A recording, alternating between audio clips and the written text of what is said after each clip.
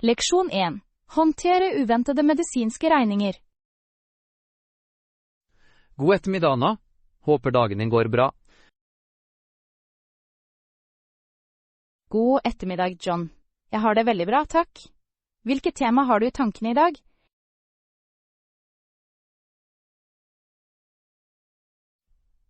Jeg ønsket å diskutere hvordan jeg skal håndtere uventede medisinske regninger.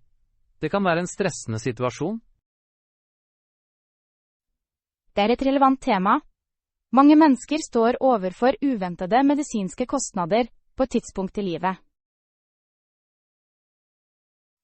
Absolutt. Hvilke strategier bruker du når du mottar en overraskende medisinsk regning? Jeg gjennomgår lovforslaget nøye først. Jeg sørger for at alle kostnader er tydelig spesifisert og nøyaktige. Det er en smart tilnærming. Innsikt i kostnadene hjelper til med å vurdere deres gyldighet. Hvis noe virker uklart, nøler jeg ikke med å kontakte helsepersonell for avklaring. Det er viktig. Ved å bekrefte anklagene forhindres misforståelser i fremtiden.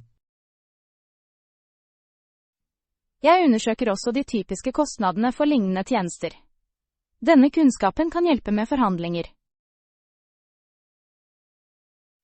Det er opplysende. Hvis du kjenner standardprisene, er det bedre å snakke med leverandører. Har du noen gang opplevd en situasjon der fakturaen var feil? Ja, jeg mottok en gang en faktura for en tjeneste som jeg aldri hadde hatt. Det var frustrerende å rette opp dette. Det høres frustrerende ut. Hvordan løste du problemet? Jeg kontaktet kundeservice og ga dokumentasjon for å støtte saken min. De korrigerte det raskt. Dokumentasjon er kritisk i slike situasjoner. Å føre poster kan gi de nødvendige bevisene. Jeg oppfordrer også folk til å lese forsikringen sin. Innsikt i dekning kan forhindre overraskelser. Det er utmerket råd. Mange vet ikke hva forsikringen dekker. Hva vil du anbefale til noen som har å gjøre med en betydelig medisinsk regning som de ikke har råd til? Jeg foreslår at du kontakter helsepersonell for en betalingsplan. Mange tilbyr fleksible alternativer. Betalingsplaner kan redusere økonomisk stress. Det muliggjør håndterbare månedlige betalinger. I tillegg kan det være nyttig å utforske økonomiske hjelpeprogrammer. Noen sykehus gir støtte til lavinntektspasienter. Det er et verdifullt alternativ. Mange er ikke klar over at slik hjelp er tilgjengelig. Har du noen gang søkt hjelp med en medisinsk regning? Har du noen gang søkt hjelp med en medisinsk regning? Det er oppmuntrende. Fellesskapsmidler kan redusere en del av den økonomiske byrden. Hva med å bruke kredittkort til medisinske regninger? Er det en klok beslutning? Kredittkort kan være tveegget sverd. De tilbyr umiddelbar lettelse, men kan føre til gjeld, hvis de ikke håndteres nøye. Det er en rettferdig kommentar. Det er viktig å ha en solid tilbakebetalingsplan hvis du bruker kredittkort. Hva med å forhandle lovforslaget direkte? Har du prøvd det? Ja, det har jeg. Noen ganger er leverandører villige til å senke kostnadene eller tilby rabatter. Det er en smart tilnærming. Å være høflig og forklare situasjonen din kan gi positive resultater. Har du hatt suksess med å forhandle tidligere? Jeg har. Det fungerer kanskje ikke hele tiden, men det er verdt et forsøk, spesielt med store kontoer. Det er verdifulle råd. Utholdenhet kan lønne seg i å håndtere medisinske kostnader. Tror du flere mennesker bør utstyre seg med medisinsk faktureringskunnskap? Absolutt. Innsikt i faktureringsprosessen kan føre til bedre resultater og mindre stress. Jeg er enig i det. Utdanning er grunnlaget for å håndtere uventede utgifter mer effektivt. Takk for at du delte innsikten din, Anna. Dine erfaringer og tips er uvurderlige. Takk, John. Jeg hadde det gøy å snakke med deg om hvordan du skal håndtere uventede medisinske regninger. La oss fortsette å utforske mer praktiske emner som vil være til nytte for publikum i fremtiden. Leksjon 2. Bekjempe utsettelse effektivt. God morgen, Anna. Håper du får en produktiv dag. God morgen, John. Jeg har det bra, takk. Hvilket spennende tema vil du diskutere i dag?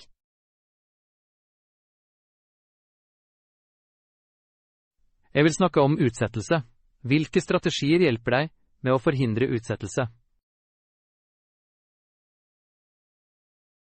Det er et flott tema. Jeg tror å sette klare, spesifikke mål er en av de mest effektive strategiene. Det gir mening. Tydelige mål kan være et mål å strebe etter. Hvordan sikrer du at målene dine er realistiske? Jeg vurderer timeplanen min før jeg setter meg mål. Det er viktig å ta hensyn til ledig tid. Det er en smart tilnærming. Realistisk planlegging sikrer bedre tidsstyring. Jeg deler også større oppgaver i mindre håndterbare trinn. Som et resultat virker de mindre nedslående. Jeg er enig i det. Mindre oppgaver kan bidra til å redusere følelser av overveldelse og føre til fremgang. En annen teknikk jeg bruker er Pomodoro-teknikken. Det innebærer å jobbe i en viss tid og deretter ta pauser. Pomodoro-teknikken gir intens fokus. Regelmessige pauser kan forhindre utbrenthet. Ja, jeg merker at det holder tankene mine friske. Hvordan holder du deg motivert under lange oppgaver? Jeg nevner belønninger for å fullføre oppgaver. Å feire små prestasjoner holder meg motivert. Det er en smart idé. Belønninger skaper en følelse av tilfredshet, noe som inspirerer til videre innsats. Jeg prøver også å unngå distraksjoner.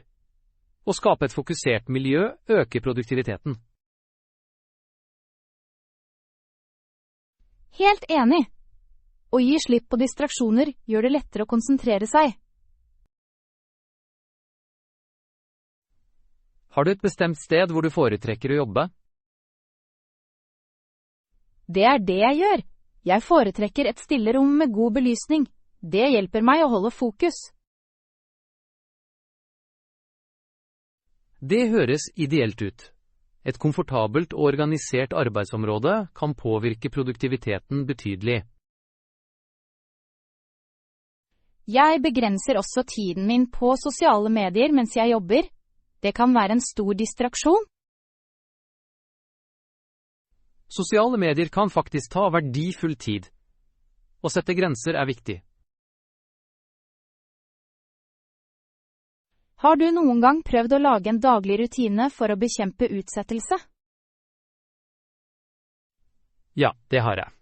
Ved å etablere en rutine kan jeg tildele bestemte tider for oppgaver. Det er en nyttig strategi. En konsekvent rutine kan gi struktur til dagen. Er det spesifikke apper eller verktøy som du syns er nyttige for å holde deg på sporet? Jeg bruker ofte oppgaveadministrasjonsapper som Todoist. De hjelper meg med å prioritere oppgaver effektivt. Oppgaveadministrasjonsverktøy kan forbedre organisasjon. Kanskje jeg skal prøve å bruke en selv. Jeg anbefaler det på det sterkeste. Det gir bedre synlighet av oppgaver og tidsfrister. Hvordan takler du oppgaver som du synes er spesielt irriterende eller uinteressante? Jeg deler dem i mindre deler. Ved å fullføre oppgaver i mindre trinn blir de mer håndterbare. Det er en smart metode. Det kan bidra til å redusere mental motstand mot kjedelig arbeid. Jeg prøver også å minne meg selv på fordelene ved å fullføre oppgaven. Fokus på sluttresultatet kan gi motivasjon. Det er et verdifullt perspektiv. Å koble oppgaver til personlige mål kan øke motivasjonen. Har du noen gang opplevd en betydelig forbedring i produktiviteten etter en endring av tilnærming? Ja, når jeg implementerte strukturerte tidsblokker, la jeg merke til en betydelig økning i produktiviteten min. Strukturerte tidsblokker kan gi fokus og klarhet. Det er imponerende hvordan små justeringer kan føre til store endringer. Hvilke råd vil du gi til noen som sliter med utsettelse? Jeg foreslår at du starter med små oppnåelige mål. Gradvis økende kompleksitet kan bidra til å bygge fart. Det er utmerket råd. Fremgang, uansett hvor liten, kan føre til mer motivasjon. Takk for denne innsiktsfulle samtalen, John. Strategiene dine for å bekjempe utsettelse er inspirerende.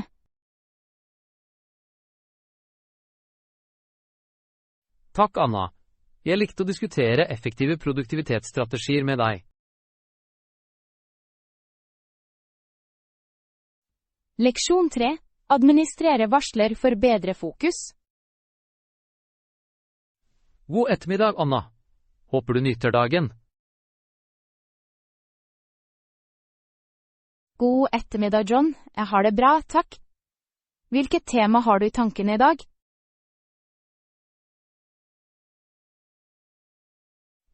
Jeg ønsket å diskutere viktigheten av å administrere varsler. Hvor ofte slår du av varsler på enhetene dine?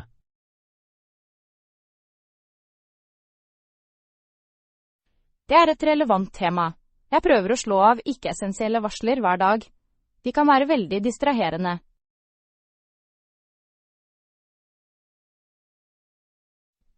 Jeg er helt enig i det. Konstante varsler kan forstyrre fokus og produktivitet.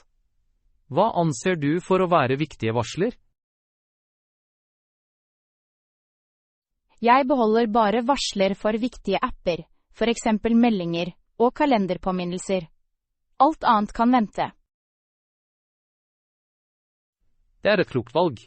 Prioritering av det som betyr noe kan bidra til å opprettholde en klarere måte å tenke på. Har du lagt merke til noen endringer siden du begynte å administrere varsler? Ja, jeg føler meg mindre overveldet. Det er lettere å fokusere på oppgaver uten konstante avbrudd. Det er oppmuntrende. Hvordan bestemmer du når du skal slå på varsler igjen?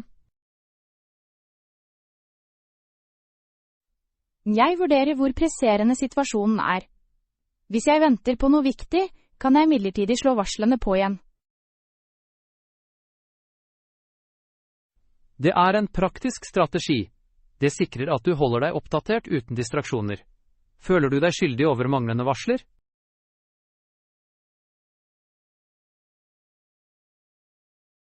Ikke mer. Jeg har lært at trivselen min er viktigere enn å svare umiddelbart. Det er en dyp erkjennelse. Psykisk helse bør alltid komme først. Har du angitt bestemte tider for å se etter tapte varsler? Ja, jeg peker vanligvis 2 eller 3 ganger om dagen. Dette skaper en rutine som fungerer for meg. Det høres effektivt ut. Å sette grenser kan bidra til å styrke fokuset på oppgaver. Nøyaktig. Jeg oppfordrer også andre til å vurdere varslingsvanene sine. Bevissthet er det første trinnet. Hvilke råd vil du gi til noen som har problemer med impulsresponser på varsler? Jeg vil anbefale å starte i det små. Prøv å slå av varsler for en app om gangen. Det er utmerket råd. Gradvis reduksjon av distraksjoner kan føre til større endringer. I tillegg kan det hjelpe enkeltpersoner med å bestemme hvilke varsler som virkelig tilfører verdi til livet deres. Har du noen gang hatt problemer med å deaktivere varsler? Ja, det var vanskelig i begynnelsen. Jeg var redd for at jeg skulle gå glipp av noe viktig. Mange deler den bekymringen. Hvordan overvant du det? Jeg har minnet meg selv på at de fleste varsler kan vente. Jeg fokuserer på de umiddelbare oppgavene mine først. Det er en flott måte å tenke på. Å lære å sette prioriteringer kan redusere angst. Jeg tror det krever øvelse å bli kjent med denne tilnærmingen. Egentlig. Det handler om å trene deg selv til å gjenkjenne falsk hastverk. Hvordan finner du balansen mellom å være koblet og holde fokus? Jeg planlegger tid til å jobbe på sosiale medier. Det holder meg koblet til uten å bli distrahert. Det er en smart metode. Planleggingstid kan bidra til effektiv styring av digitalt forbruk. Jeg anbefaler også å begrense bruken av sosiale medier til bestemte tider. Det forhindrer timer med rulling uten formål. Jeg er helt enig i det. Tidsstyring er avgjørende i den digitale tidsalderen. Har du eksperimentert med apper som hjelper til med å administrere varsler? Ja, jeg brukte Forest. Det oppfordrer deg til å fokusere ved å dyrke virtuelle trær mens du unngår distraksjoner. Det er en kreativ tilnærming. Fokus på gamification kan gjøre prosessen morsommere.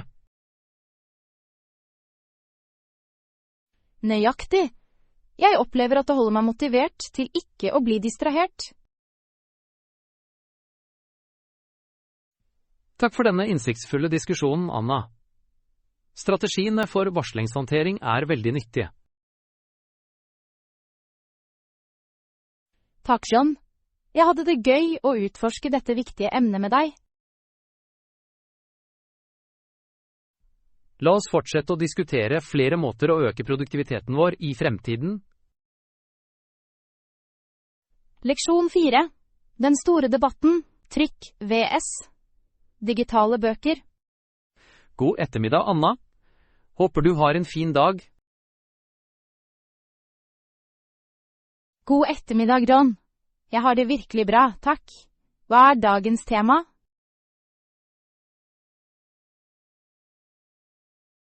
Jeg ønsket å diskutere preferansen mellom trykte og digitale bøker. Hvilket format foretrekker du? Jeg foretrekker sterkt trykte bøker. Det er noe spesielt med å ha en fysisk bok i hendene. Jeg kan forstå det. Den sensoriske opplevelsen av en trykt bok er virkelig unik. Hva liker du mest med det? Jeg elsker lukten av sidene og lyden av dem som snur seg. Det legger til den generelle opplevelsen. Disse sensoriske elementene blir ofte oversett i digitale formater. Har du lagt merke til noen andre fordeler med trykte bøker? Ja, jeg synes det er lettere å konsentrere meg når jeg leser en trykt bok. Det er færre distraksjoner. Det er en viktig fordel. Digitale enheter kan ofte lokke brukere med varsler og apper.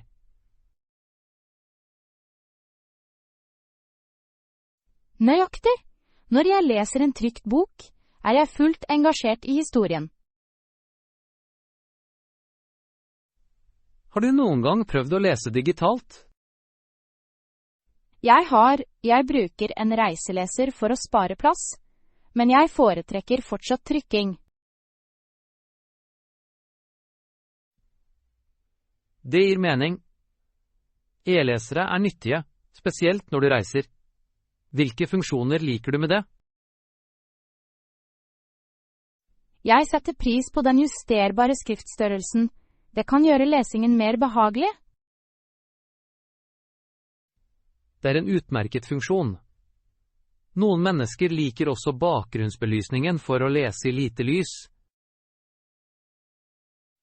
Ja, men jeg synes fortsatt det glødet fra en lampe mens jeg leser en trykt bok. Mer beroligende. Jeg forstår at det kan være morsommere.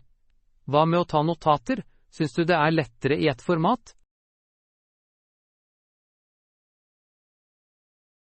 Jeg foretrekker å ta notater i margene på en trykt bok. Det føles mer personlig og direkte. Mange mennesker føler det på samme måte. Å skrive i en fysisk bok skaper en forbindelse med teksten. Når du tar notater digitalt, mangler den samme intimiteten. Noen foretrekker imidlertid å skrive for effektivitet. Effektivitet er et sterkt poeng for digitale formater. De gjør det mulig å raskt søke og organisere notater. Det er sant. De gir enkel tilgang til definisjoner og tilleggsressurser. Dette kan øke forståelsen. Tror du fremveksten av digitale bøker kan ha innvirkning på fremtiden for trykte publiseringer? Kanskje, men jeg tror det alltid vil være lesere som elsker trykk. Det er et håpefullt perspektiv.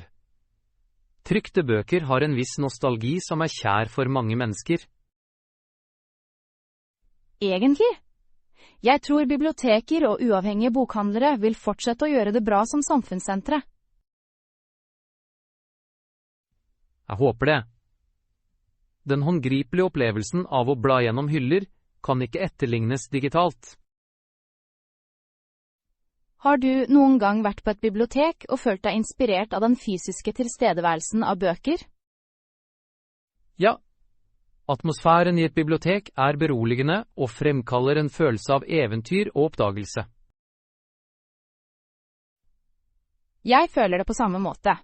Det er magi i å utforske forskjellige verdener gjennom bøker. Hvilke råd vil du gi til noen som prøver å velge mellom trykt og digitalt? Jeg anbefaler å prøve begge formatene. Personlig preferanse varierer, og hver har sine fordeler. Det er utmerket råd. Eksperimentering kan hjelpe en person til bedre å forstå lesevanene sine. Til syvende og sist, det som betyr mest, er innholdet. Historien må resonere uavhengig av format. Veldig sant. Takk for at du delte innsikten din, Anna. Din lidenskap for lesing kommer igjennom. Takk, Sean. Jeg likte å diskutere fordelene med trykte og digitale bøker med deg. La oss fortsette å utforske flere litterære emner i våre fremtidige samtaler. Leksjon 5. Håndtere store billettkjøp. God ettermiddag, Anna. Håper dagen din går bra. God ettermiddag, John. Jeg har det ganske bra, takk. Hvilket tema har du i tankene i dag?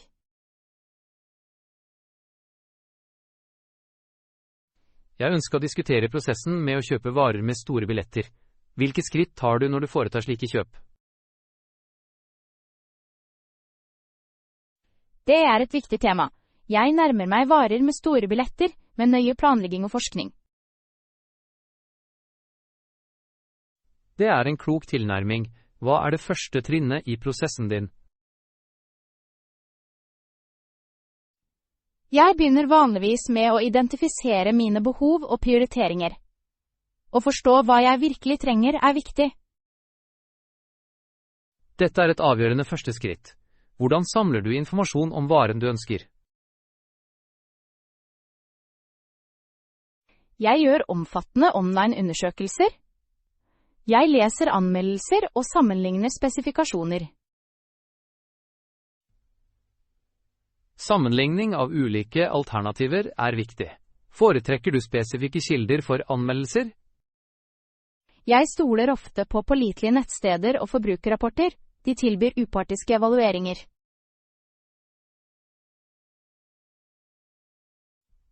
Det gir mening.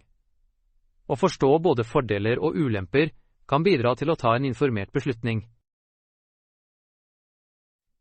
Når jeg har samlet nok informasjon, lager jeg en kortliste over mulige alternativer. Det er en praktisk strategi. Begrensning av valg kan gjøre beslutningsprosessen enklere. Så skal jeg se på de beste prisene. Jeg leter etter rabatter, tilbud eller sesongsalg. Å handle premier kan føre til betydelige besparelser. Har du noen gang brukt prissammenligningsverktøy? Ja. Jeg bruker ofte online sammenligningssider for å sikre at jeg får det beste tilbudet. Det er et smart trekk.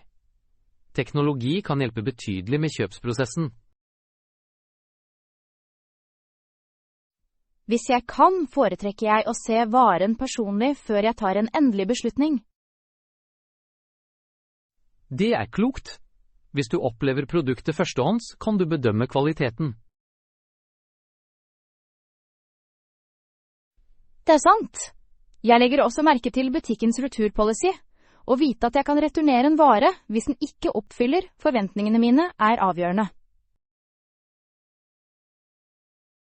Det er en viktig vurdering. En god returpolicy gir sikkerhet i kjøpet.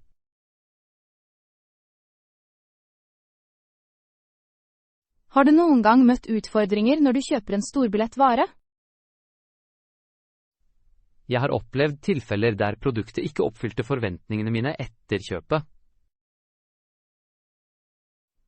Det kan være frustrerende. Hvordan nærmet du deg det?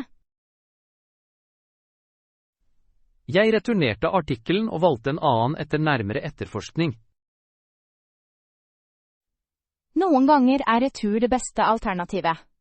Hvilke råd vil du gi til noen som kjøper sin første storbillettvare? Jeg vil anbefale at de tar seg god tid, og skynde seg kan føre til dårlige beslutninger. Det er utmerket råd. Tålmodighet er viktig når du foretar store kjøp. I tillegg anbefaler jeg å sette et budsjett på forhånd. Dette bidrar til å unngå overforbruk. Ja, med et budsjett forblir utgiftene under kontroll. Det gir et klart rammeverk for beslutningstaking. Hva med finansieringsalternativene? Tar du hensyn til dette når du kjøper? Jeg vurderer finansieringsalternativene nøye. Planer med lav eller null rente kan være nyttige hvis de administreres klokt. Det gir mening. Det er viktig at du forstår vilkårene før du godtar finansiering.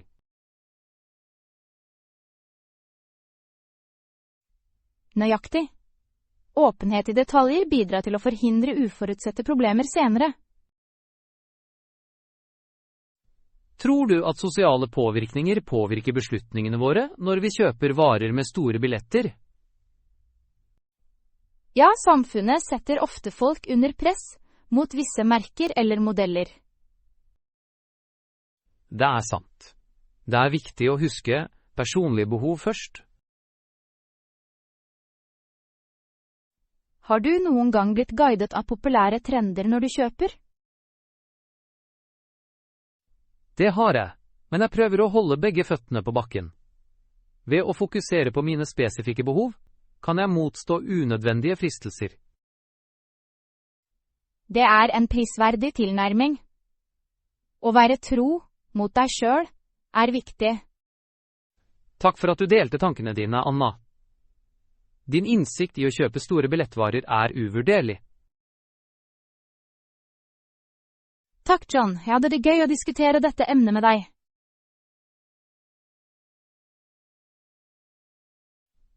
La oss fortsette å utforske praktiske strategier for å ta informerte beslutninger i fremtiden. Leksjon 6. Bestemme når du skal ringe en profesjonell for reparasjoner. God ettermiddag, Anna. Håper du har en flott dag. God ettermiddag, John. Jeg har det virkelig bra, takk. Hva er dagens tema? Jeg ønsket å diskutere beslutningstaking om reparasjoner i hjemmet. Hvordan bestemmer du når du skal gå til en profesjonell for reparasjoner? Det er et viktig tema. Jeg skal vurdere problemet først.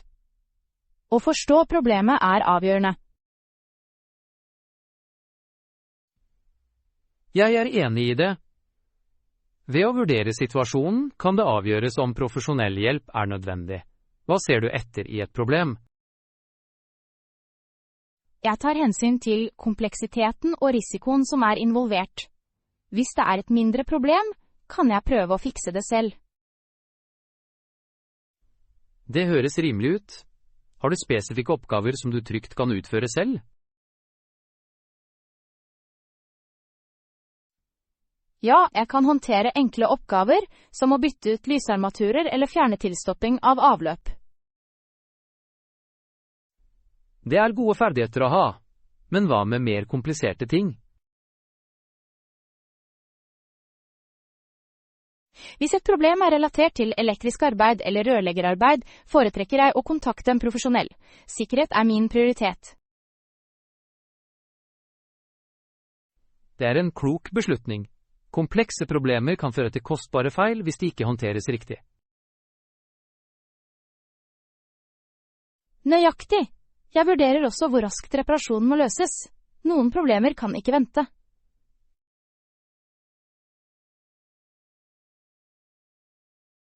Det haster er nøkkelen.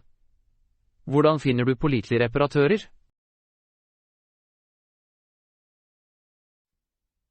Jeg pleier å spørre venner eller familie om anbefalinger. Personlige erfaringer gir ofte verdifull innsikt. Det er en flott tilnærming. Pålitelige henvisninger kan spare tid og redusere stress. Jeg leste også anmeldelser på nettet før jeg ansetter en profesjonell. De gir et bredere perspektiv. Anmeldelser kan være veldig informative. Har du noen gang møtt en profesjonell som ikke oppfylte forventningene dine? Ja, jeg ansatte en gang noen basert på positive anmeldelser, men arbeidet deres var overveldende. Det var skuffende. Det må ha vært frustrerende. Hvordan taklet du situasjonen? Jeg har formidlet bekymringene mine direkte til dem. Det er viktig å ta opp problemer som må løses. Åpen kommunikasjon er avgjørende. Hvilke råd vil du gi til noen som ikke er sikker på når de skal ringe en proff? Jeg vil foreslå å vurdere ferdighetene deres rettferdig. Hvis de føler seg ukomfortable eller usikre, er det bedre å søke hjelp. Det er utmerket råd. Å kjenne grensene dine kan føre til tryggere og mer effektive reparasjoner. I tillegg synes jeg det er lurt å ta hensyn til kostnadene.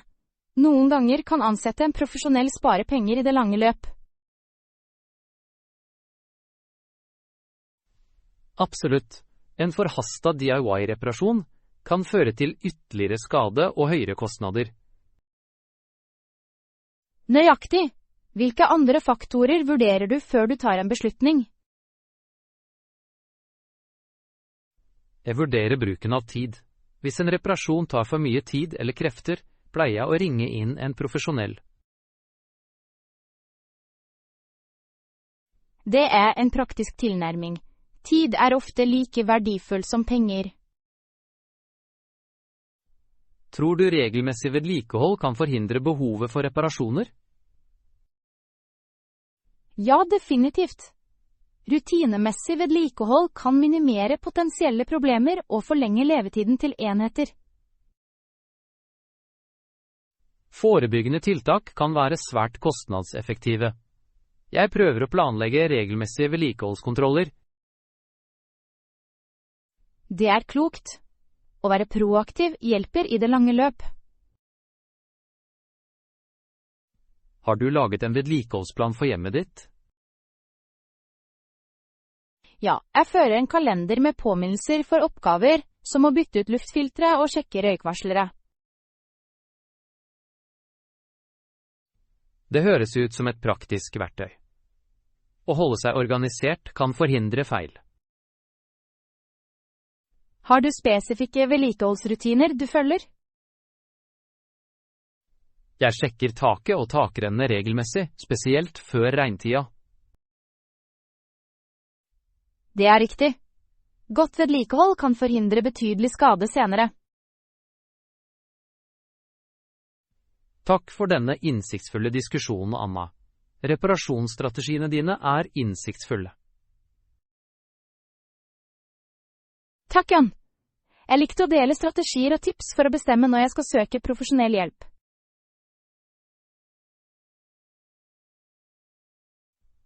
I våre fremtidige samtaler, la oss fortsette å utforske mer praktiske emner. Leksjon 7. Motivasjonen bak støttende årsaker. God ettermiddag, Anna. Håper dagen din går bra. God ettermiddag, John. Jeg har det bra, takk. Hvilket tema vil du diskutere i dag?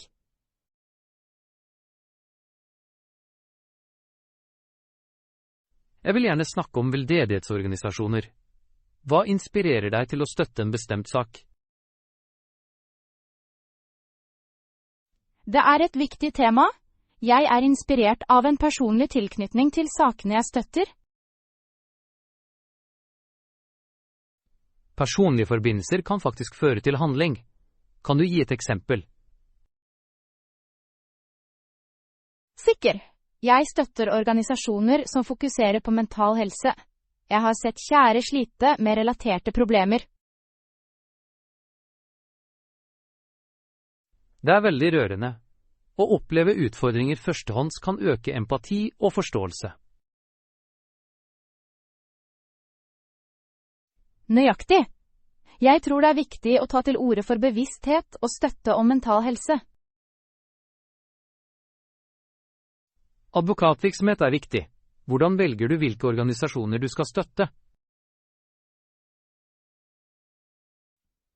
Jeg undersøker oppdragene og virkningene deres.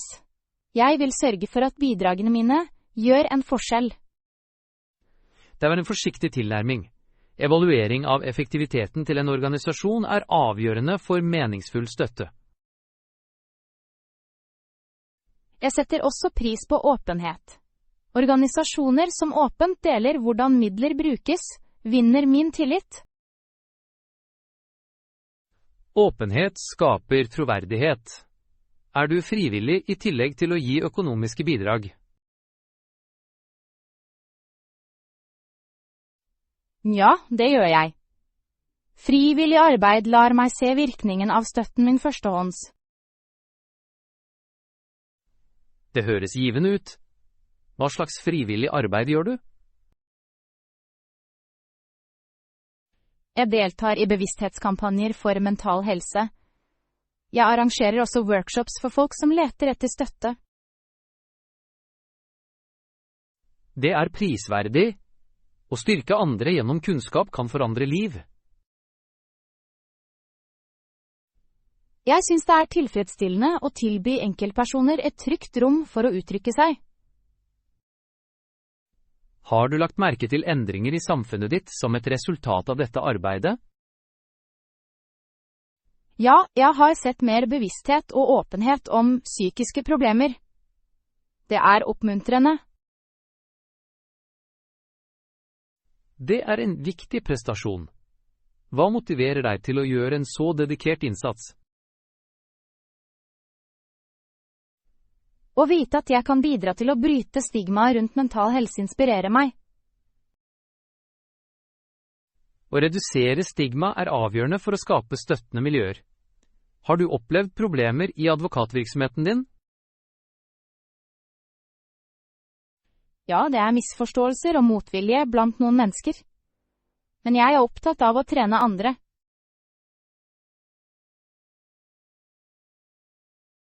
Denne dedikasjonen er beundringsverdig.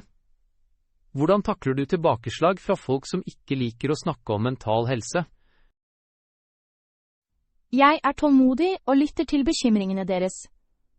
Å forstå deres perspektiv kan bidra til å bygge bro over hull. Denne tilnærmingen fremmer meningsfull dialog. Å lytte åpner ofte dører til større samtaler. Nøyaktig! Jeg tror at alle har potensial til å endre perspektiv med riktig informasjon. Hvilke råd vil du gi til noen som ønsker å jobbe for en god sak? Jeg vil foreslå å starte forskning. Å forstå problemet og dets innvirkning er avgjørende for effektiv advokatvirksomhet. Gode råd. Kunnskap gir enkeltpersoner mulighet til å ta informerte beslutninger. Jeg vil også oppfordre folk til å få kontakt med lokale organisasjoner. Engasjement på fellesskapsnivå kan ha stor innvirkning. Samfunnsengasjement skaper sterkere forbindelser mellom enkeltpersoner og årsaker. Ja, og det fremmer en følelse av tilhørighet. Å jobbe sammen kan styrke stemmer for endring. Hvordan styrer du tida din mellom å støtte din sak og annet ansvar? Jeg prioriterer forpliktelsene mine og setter realistiske mål for mitt engasjement. Det er en klok strategi. Å balansere tid er avgjørende for bærekraft når det gjelder frivillighet. Takk for denne innsiktsfulle samtalen, John. Din forpliktelse til å forstå årsaker er inspirerende. Takk, Anna. Jeg setter pris på lidenskapen din for advokatvirksomhet og det verdifulle arbeidet du gjør. Leksjon 8. Kraften til daglig oppmerksomhet. God morgen, Anna. Hvordan har du det i dag? God morgen, John. Jeg har det bra, takk. Har du praktisert mindfulness i det siste?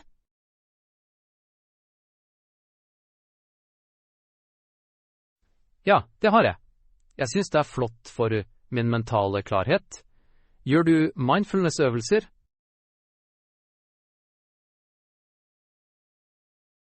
Det er det jeg gjør. Jeg praktiserer meditasjon hver dag. Det hjelper til med å roe tankene mine og forbedre fokuset mitt. Det høres interessant ut. Hvor lenge mediterer du daglig? Jeg pleier å meditere i omtrent 20 minutter. Det er en stille tid for meg. Hva med deg?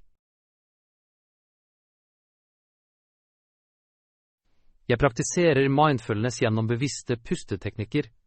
Det gjør at jeg kan holde meg til stede. Det er spennende. Jeg har lest at slik praksis kan forbedre emosjonell helse. Nøyaktig. Mindfulness hjelper til med å håndtere stress og redusere angst. Har du lagt merke til endringer i deg selv? Det har jeg definitivt. Jeg føler meg mer tålmodig og motstandsdyktig. Det er transformativt. Jeg er enig i det. Noen mennesker overser viktigheten av mindfulness. Hvorfor tror du det er tilfellet? Mange mennesker lever travle liv. De prioriterer ofte oppgaver fremfor deres mentale velvære. Det er helt sant. Imidlertid varer mindfulness bare noen få øyeblikk om dagen. Det gjør det. Jeg begynte med bare 5 minutter. Små skritt kan føre til store endringer.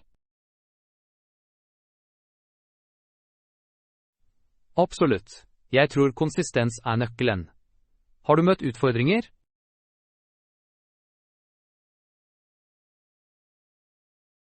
Først syntes jeg det var utfordrende å kontrollere tankene mine.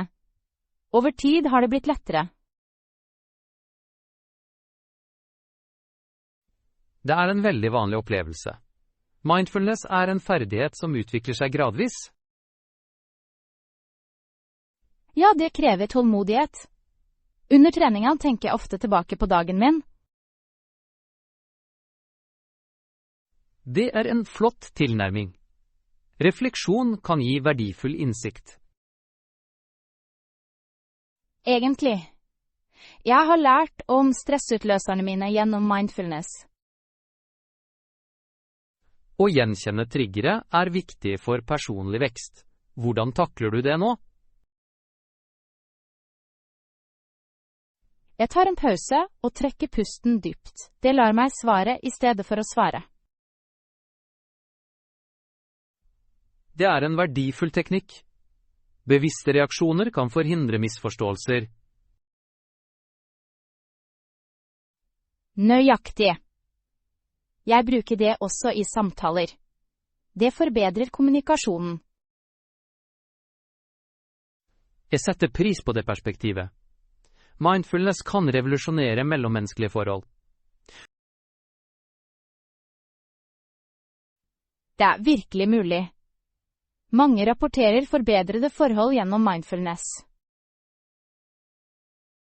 Kanskje flere mennesker trenger å oppdage mindfulness.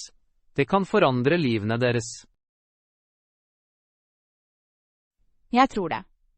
Sosiale medier er fulle av diskusjoner om mental helse i disse dager. Det er interessant å se hvordan bevisstheten har vokst. Vil du si at mindfulness er populært? Sikker. Folk leter etter effektive måter å håndtere sin mentale helse på. Fremveksten av apper og online-kilder spiller også en rolle. Det er riktig. Teknologi har gjort mindfulness mer tilgjengelig for alle. Hvilken mindfulness-app anbefaler du? Jeg bruker ofte Headspace. Det tilbyr guidede meditasjoner som er brukervennlige. Jeg har hørt gode ting om den appen, jeg kan prøve det. Du burde gjøre det, det kan gi en strukturert tilnærming til mindfulness. Kanskje vi kan motivere vennene våre til å bli med oss i denne praksisen. Det er en god idé. Mindfulness i grupper kan fremme fellesskap. Nøyaktig. Et støttende miljø forbedrer praksis. I tillegg kan deling av erfaringer gi ny innsikt. Jeg gleder meg til å diskutere fremgangen vår sammen. Meg også. Sammen kan vi oppmuntre hverandre. La oss lage en plan for å møtes ukentlig for å gjennomgå våre mindfulness-reiser. Det høres perfekt ut, John. Jeg er spent på det. Jeg tror dette engasjementet vil føre til stor personlig utvikling. Jeg er helhjertet enig i det. Takk for dagens diskusjon. Takk, Anna. Jeg likte samtalen vår. Mindfulness er en reise verdt å dele. Leksjon 9. Investering i opplevelser kontra fysiske varer. God morgen, Anna. Håper du har en flott dag. God morgen, jeg har det bra. Hva vil du diskutere i dag?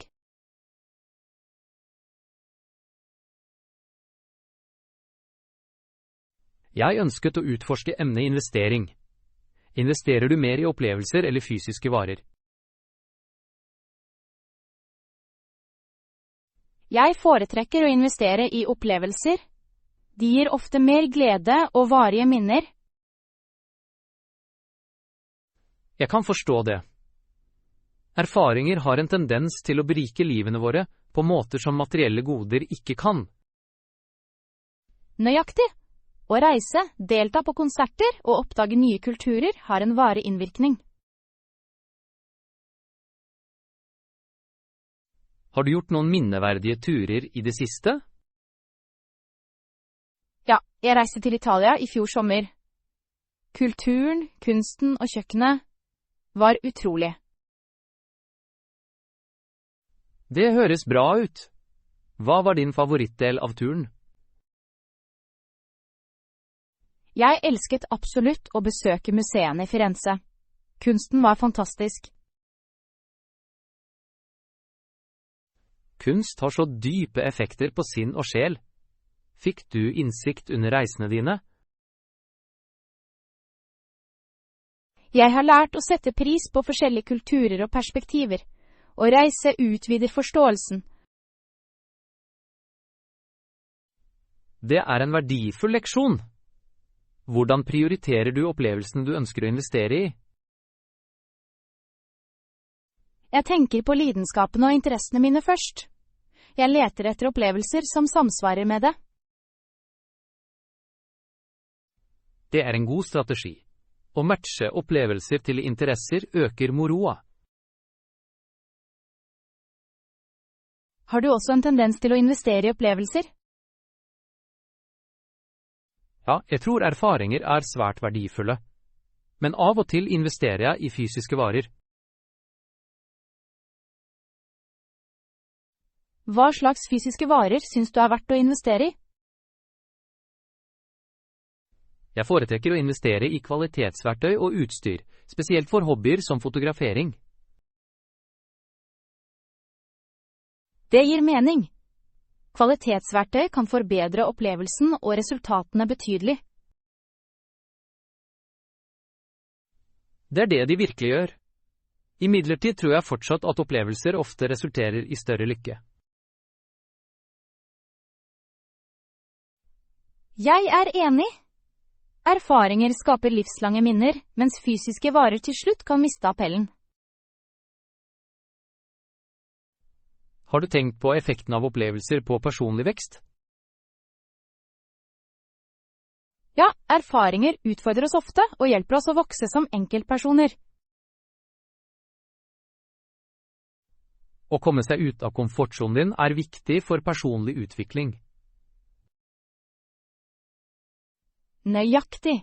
Å prøve ut nye aktiviteter eller utforske ukjente steder kan føre til utrolige transformasjoner. Hvilke råd vil du gi til noen som nøler med å investere i opplevelser? Jeg vil oppfordre dem til å begynne i det små. Start med lokale opplevelser før du planlegger større turer. Det er et godt råd. Lokale arrangementer eller workshops kan vekke interesse for å utforske videre. Ja! Hver opplevelse kan føre til flere muligheter for vekst og oppdagelse. Hvordan balanserer du å investere i erfaringer med å styre økonomien din? Hver måned setter jeg av et bestemt budsjett for opplevelser.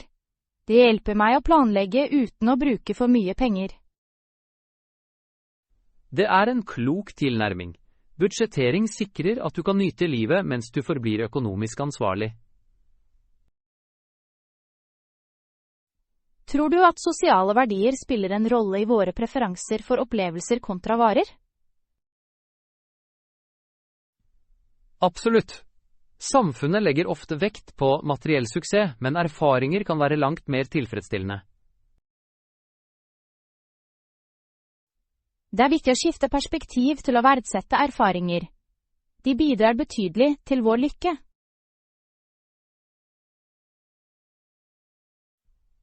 Jeg håper flere vurderer dette skiftet. Investering i opplevelser kan føre til berikede liv. Enig.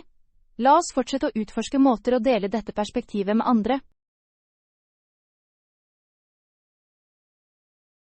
Takk for hyggelig prat, Anna. Din innsikt i å investere i opplevelser er inspirerende. Takk, John. Jeg likte virkelig å diskutere dette med deg.